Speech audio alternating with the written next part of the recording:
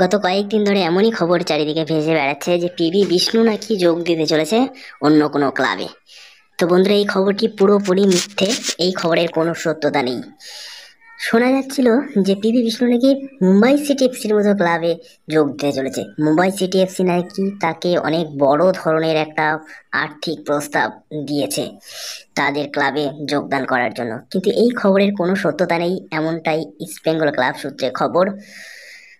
যদি পিভি বিষ্ণু চায় তা তাহলে তাকে তার কন্ট্রাক্ট শেষ হওয়ার পর তাকে আরো ভালো মানের একটা প্রস্তাব দেওয়া হবে তার ডিলটা এক্সটেনশন করার জন্য। ইতিমধ্যেই তোমরা জানো যে পিভি বিষ্ণুর সঙ্গে কিন্তু ইস্ট বেঙ্গল ক্লাবের 2026 সাল পর্যন্ত কন্ট্রাক্ট রয়েছে। সুতরাং ইস্ট বেঙ্গল সমর্থকদের এই মুহূর্তে দুশ্চিন্তা করার কোনো কারণ নেই। পিভি বিষ্ণু অন্য কোথাও যাচ্ছে না, তিনি ডুরান্ড কাপের জন্য অলরেডি ইস্ট বেঙ্গল স্কোয়াডে রেজিস্টার্ড হয়েছেন এবং আসন্ন মরশুমে তিনি ইস্ট বেঙ্গলের জার্সি পরেই নামতে চলেছেন মাঠে।